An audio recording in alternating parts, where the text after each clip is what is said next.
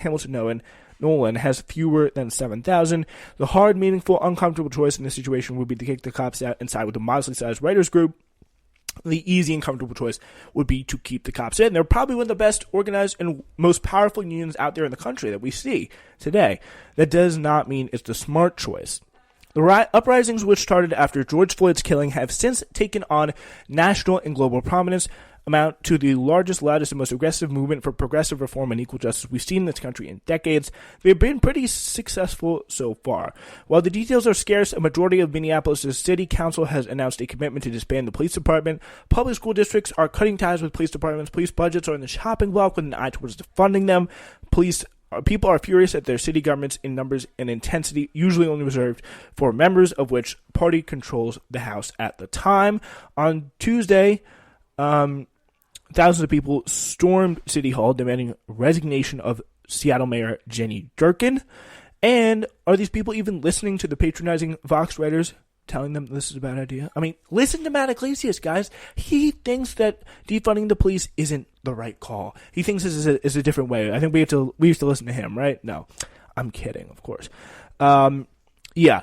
But just because this is a movement for progressive reform doesn't mean it has ties to existing progressive infrastructure.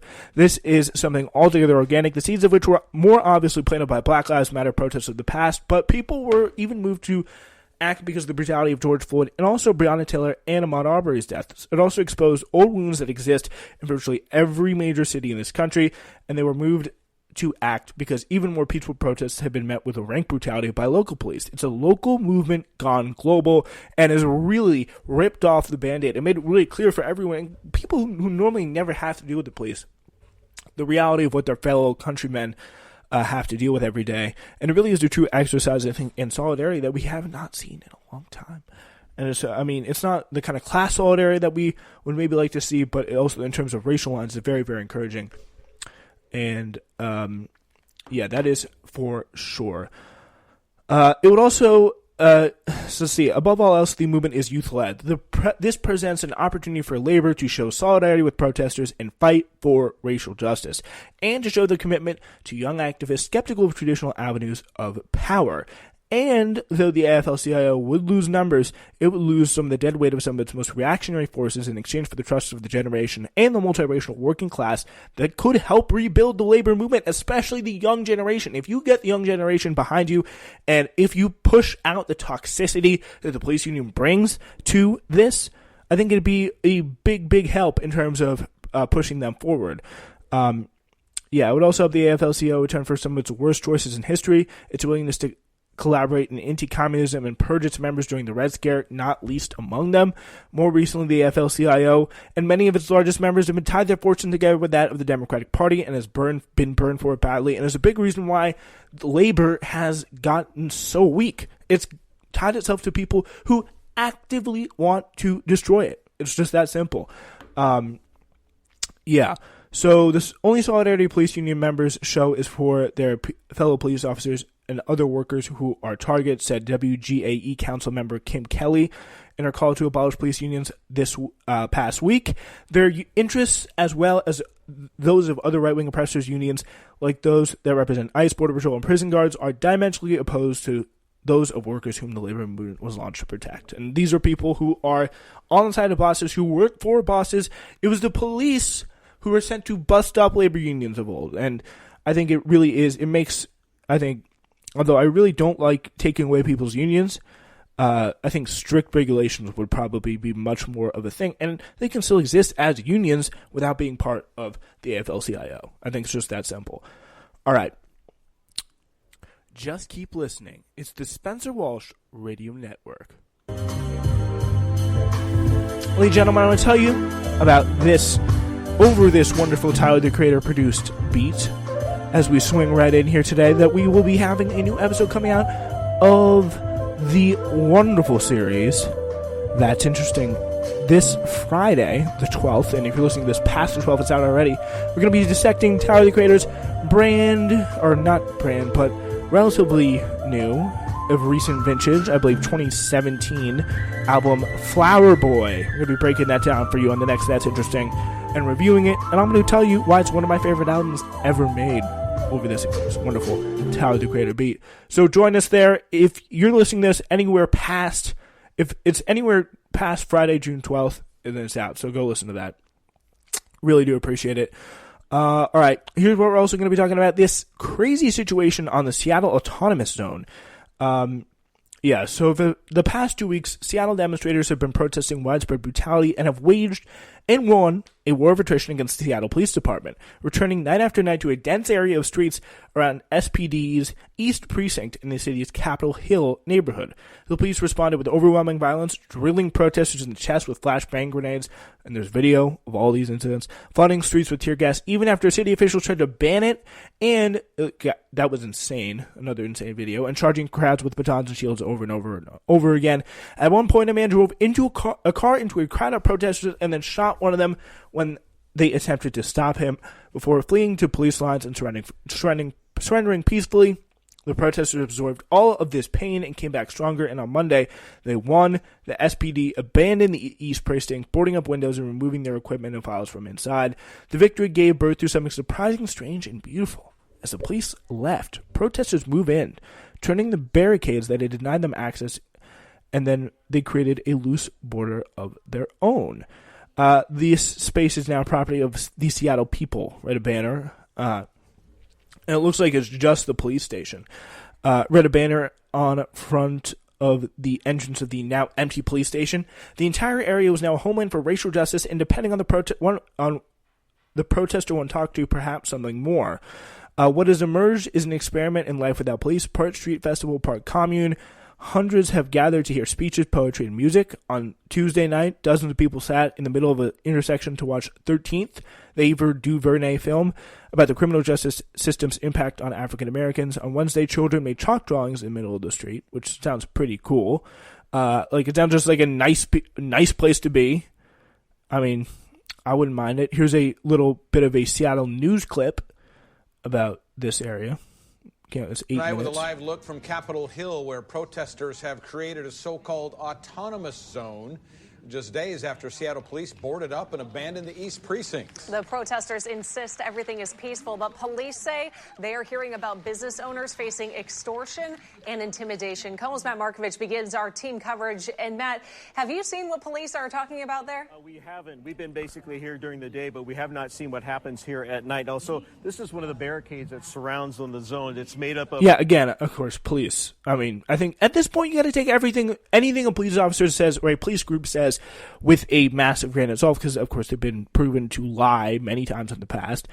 But, of course, conservatives here are predictably losing their minds. Donald Trump screamed at Seattle Mayor Jenny Durkin, "Take back your city now. If you don't do it, I will," calling the occupying protesters ugly anarchists.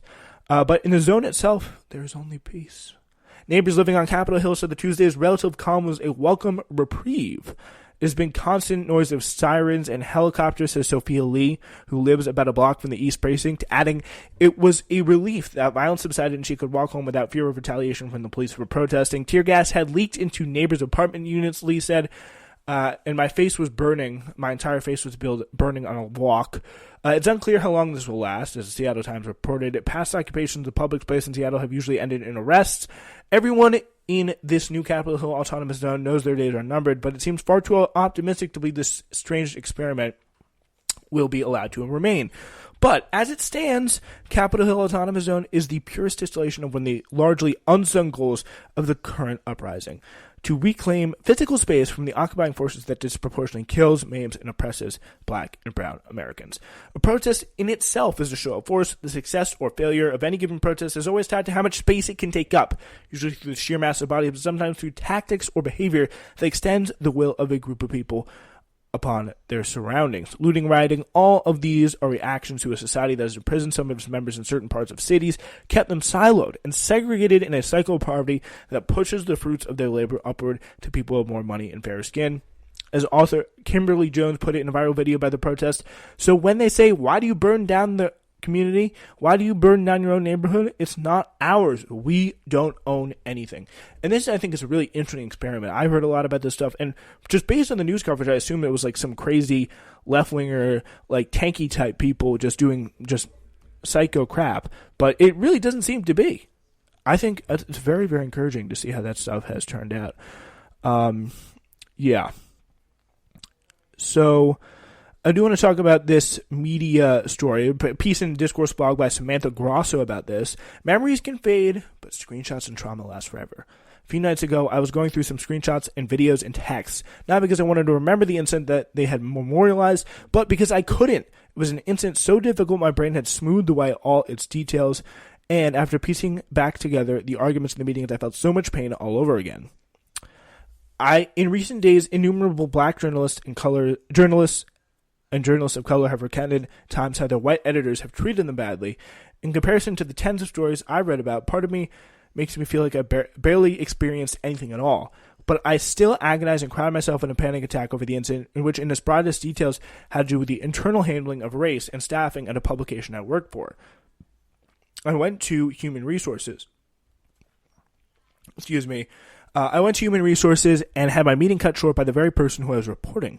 I tried to complain, and my complaint was ignored. The incident shifted something into focus for me, something I think I always understood but never wanted to confront. The person paying me to write about racism and my experiences with racism was profiting off my labor with zero understanding of it, or worse, that he understood racism and decided to employ these attacks anyway, that I was selling my work to a bastard who saw race coverage as something that might get him rich.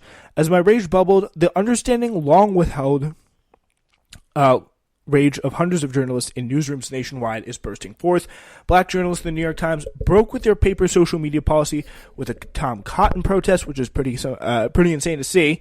New York Times op-ed editor James Bennett was forced to resign soon after. Former writers and editors of color at Refinery 29 have come forward with accounts of discrimination and pay disparity by their white editors. Refinery 29 editor Christiane Barbrich was also forced to resign. Black staffers of color at Bon Appetit have come forward with accounts of the newsroom's racist culture, after a photo of editor-in-chief Adam Rapoport and brownface surfaced. Rapoport was also forced to resign, though he has not stopped being a complete asshole.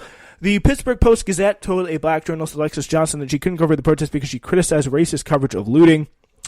And those are just a handful of the newsrooms experiencing a reckoning. And they also kind of do it for this language of like, we're just here to help you. We're here to just make you feel better and create a safe and fostering environment. And these kind of same outwardly liberal publications that are like the New York Times, that kind of use this kind of rhetoric of, oh, let's just be chill.